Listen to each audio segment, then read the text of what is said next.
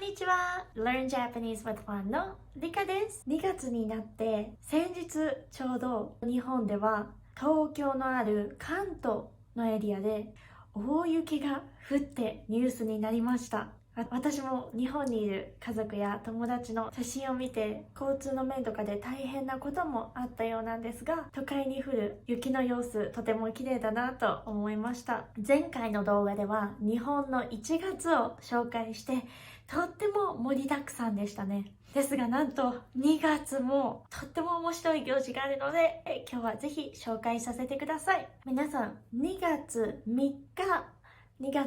は日本でどんな日かご存知ですか？この日は日本の祝日ではありませんが、特別な日で特別な習慣があります。なので私はいつもスマホアプリのカレンダーを使っているんですが、そこにもこの日には節分と表示がされています。そう、2月3日は節分という日になります。節分、どんな日なんでしょうか？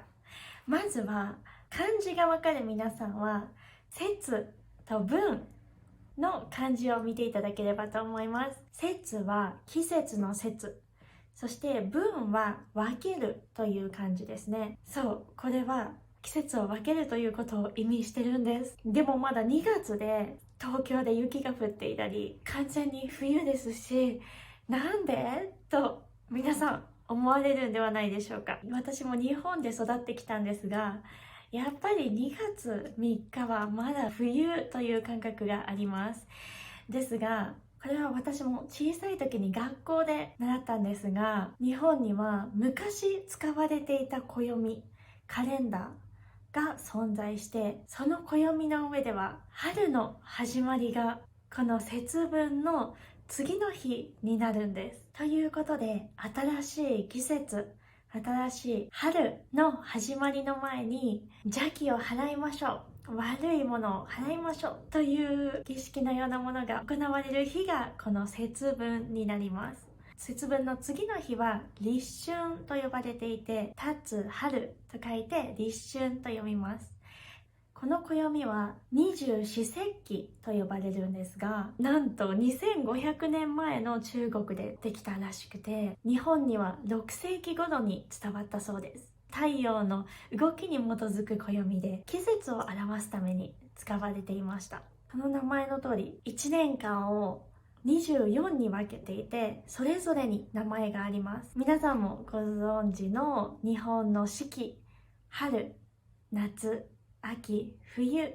この4つそれぞれをさらに6つに分けた区切りになっています。以前日本の9月について紹介した動画で秋分の日が出てきたのを覚えていますか？秋分の日、そして春分の日、これは春と秋それぞれ昼の長さと夜の長さが同じになる日で、日本では国民の祝日になっています。実はこの春分、秋分というのもこの二十四節気という暦のうちの名前なんですね。とっても面白いですよね。ちなみに暦の話を聞くと、中国や他のアジアの国で祝われる春節を思い浮かべる方も多いかもしれませんが、この日は日本では基本的には祝われません。日本でも例えば横浜の中華街だとか中国をはじめとした他のアジアの文化を祝う一環としてパレードなどが開催されるところもあります。春節は太陰太陽暦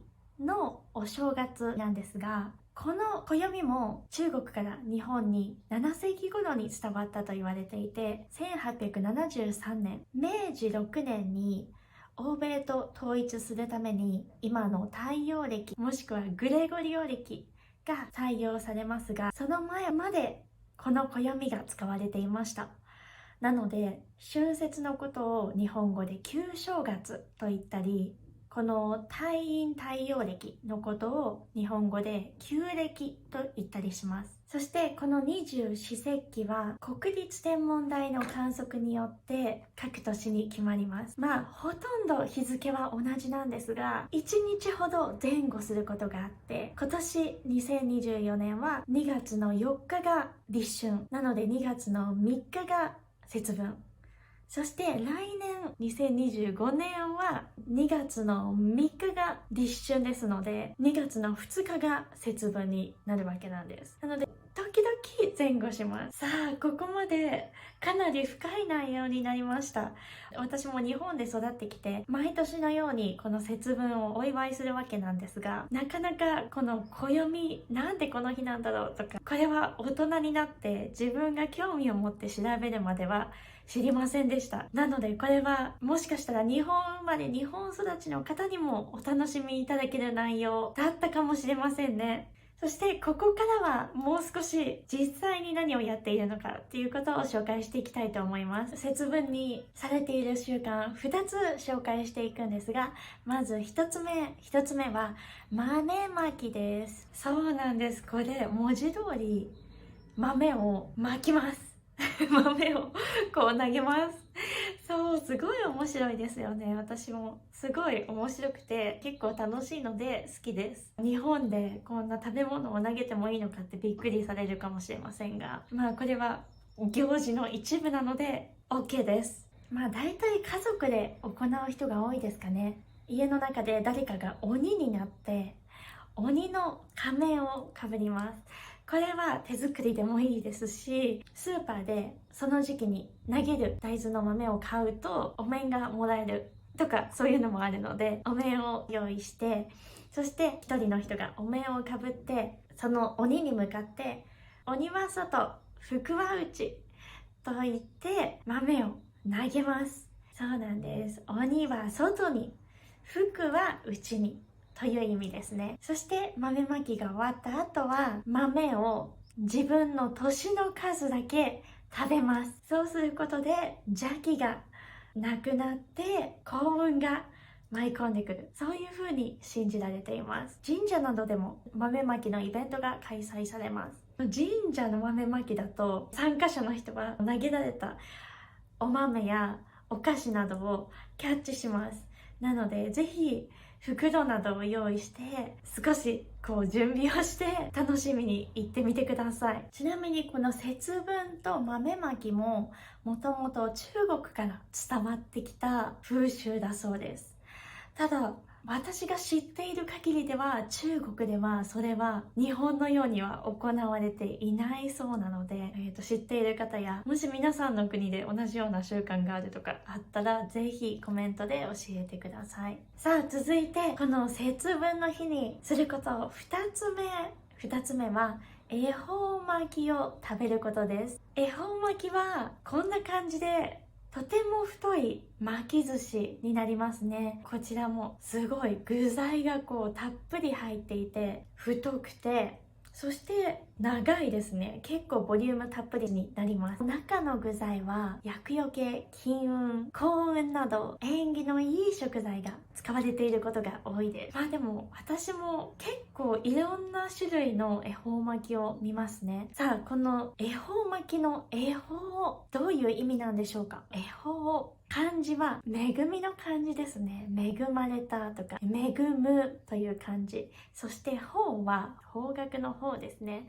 これなんと毎年恵方というその年のラッキーな方角、ある神様がいる方角というのが毎年決まって、その方角を見ながら食べるんです。この食べる時のルールが3つあって、1つはその恵方をこっちにしましょうか。恵方を向いて食べること。そして2つ目は切らないこと。切って食べるんではなくて、この長いもの、それを切らずに食べます。なのでもうかぶりついて大丈夫です。そして3つ目、途中で喋ってはいけません。これを食べている時は心の中で願い事とか目標を唱えます。なので静かに食べるんですね。そう、この3つ日本での基本ルールになります。そしてこれをすればその年はきっとお願い事が叶ういい年になると思います。そうと言いながら、私はフランスにいて恵方巻きを買ったり作ったりしていないのでそもそも食べていないんですけどね。そう、気になる方角ですよね。この恵方はどこなんですか？そしてどうやって決まるんですか？と疑問に思っている方も多いかもしれません。2024年は東北東でした。東北東と聞くとすごいなんかこっちなのかこっちなのかみたいなちょっと難しく思えるんですが、実は4つの方向しかなくって、これは私知らなかったので調べてびっくりしました。今言った東北東、そして西南西、南南東、北北西、この4つです。この恵方が毎年どうやって決まるかというと、これも古代の中国で生まれた陰陽五行説という陰陽説、五行説が組み合わさった思想があるんですが、それに基づいた実感によって規則的に決められています。皆さん、十二支はご存知ですか？例えば今年は辰年、龍の年ですね。12の動物が割り当てられているのを皆さんも聞いたことがあるかもしれません。この実感と十二支を組み合わせて数字の代わりに年数や日数を昔表していたそうなんです。皆さんどうですか？日本の習慣、知れば知るほど奥が深い、そう思いませんか？ちなみにこの恵方巻きの習慣、実は始まりが新しくて、どのように普及したか諸説あるみたいなんですが、以前一部の関西の地方などで食べられていたらしいんですが、1990年頃にコンビニやスーパーが商品として全国販売を始めて、そして全国に一気に